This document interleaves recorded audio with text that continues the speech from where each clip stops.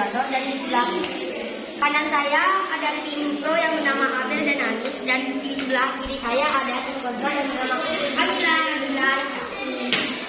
Di sini saya akan menjelaskan mengapa kita memilih judul memakai kerudung selukuk. Jadi, kita mengambil usul ini karena di pondok santri diwajibkan menggunakan kerudung selukuk, sedangkan para ustadzah ada yang menggunakan segi empat. Nah, di lain tempat di pondok apabila ada acara dan santri jadi panitia, terkadang santri pun menggunakan kerudung segi empat. Maka setuju apa tidaknya santri menggunakan kerudung selukuk? Di sini ada video yang akan berargumen.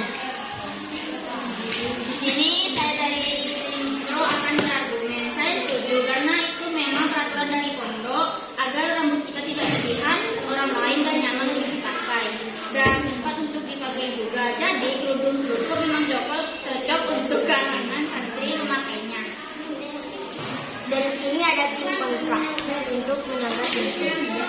Saya tidak setuju karena kalau emang ada peraturan seperti itu di pondok, mengapa setengah dari santri tidak memakai kerudung selukuk dan memakai kerudung singkat? Apa ada tambahan argumen dari tim pro? Saya setuju karena memakai kerudung selukuk itu adalah peraturan dari pondok. Apabila santri tidak memakai kerudung selukuk dan santri memakai kerudung singkat, mungkin itu ada acara yang penting di area pondok. Apa ada balasan dari tim kontra? Saya tidak setuju. Terus mengapa pondok membuat peraturan jika santrinya masih melanggar? Tim pro akan menyanggah tim kontra. Karena mungkin saja mereka yang memiliki keperluan yang diinginkan oleh pembina memakai kerudung segi empat. Seperti ada acara di pondok atau mereka-mereka yang menjadi panitia. Mereka juga mungkin ingin tampil maksimal di depan semua orang. Apa ada sanggahan dari tim kontra? Terus mengapa tidak ada konsekuensi yang didapat jika santri tidak memakai kerudung pondok? Kan itu sudah menjadi peraturan pondok, itu kan sudah ada dan ditetapkan oleh pondok. Ya, tim pro akan menyanggah dari tim kontra. Ya mungkin saja mereka-mereka yang memakai kerudung segi empat diberikan izin oleh pondok, dan mungkin juga mereka-mereka yang memakai kerudung segi empat tidak dapat kerudung selukuk karena faktor yang terlalu mahal atau mereka yang tidak mendapatkannya. Apakah ada sanggahan lagi dari tim kontra? Ada? Saya tidak setuju. Kalau emang salah satu santri tidak memakai kerudung selukuk, apakah di lain waktu semua santri sudah mempunyai kerudung selukuk? Apakah kerudung segi empat masih dipakai? Mungkin ada lagi sanggahan dari tim pro. Pasti ketika semua santri sudah mendapatkan kerudung selukuk, kerudung segi empat akan dihapus, kecuali ada acara penting.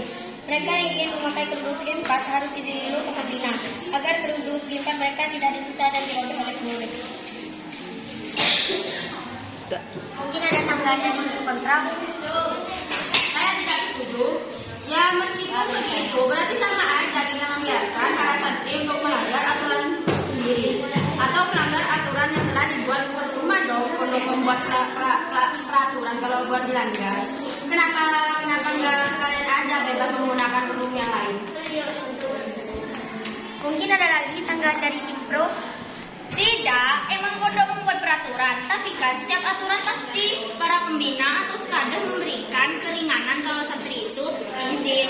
Tidak apa-apa, pondok tidak mempersulit aktivitas santri di pondok, bagian dalam atau luar.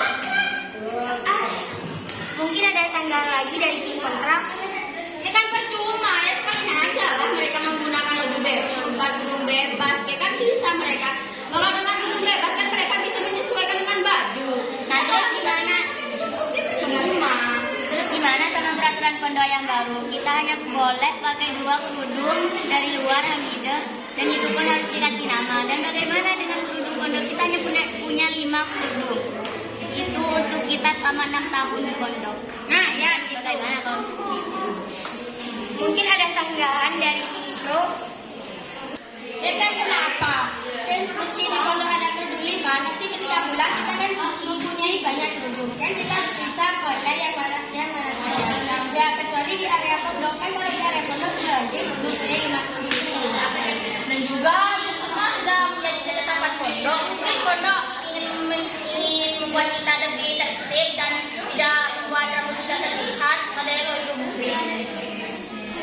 Apakah tim kontra masih menyangga Dimpro? Ya kan itu kalau di room. Saya akan menyanggah argumen dari tim pro. Kan itu kalau di rumah kita itu bakal bebas. Tapi kan kalau di pondok kita bakal penuh suku. Itu yang buat kita para santri tertekan. Saya juga tahu kalau bahwa Anda sebagai tim pro juga tertekan dengan mosi ini. Karena sesungguhnya Anda juga tidak ingin memakai kerudung selubung di pondok. Apakah tim pro masih mempunyai sanggahan untuk tim kontra? Saya akan menyanggah dari argumen pro.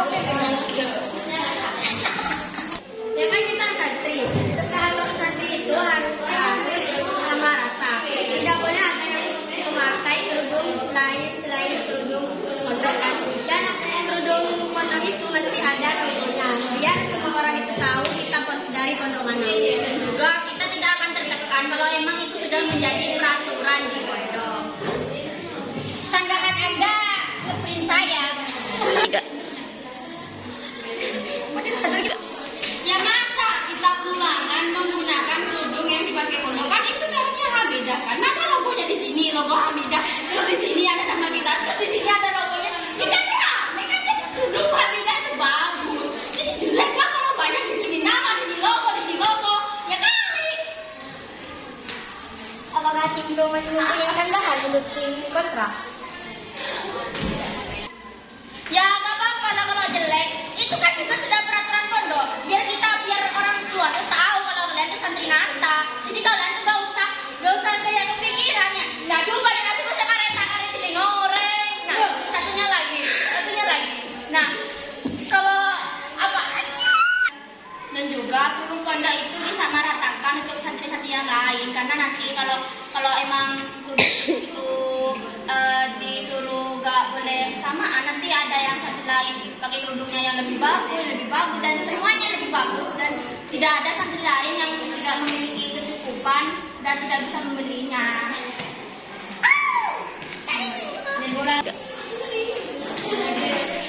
Baik, diskusi kali ini kami selesaikan. Jadi kesimpulan dari debat kami, jika sudah ada peraturan yang ditetapkan oleh sekolah atau pondok, kita harus mengikuti dan menerapkan peraturan tersebut agar kita tidak mendapatkan konsekuensi tersebut. Dan jika ingin melakukan maka kita diwajibkan untuk izin agar tidak mendapatkan konsekuensi tersebut.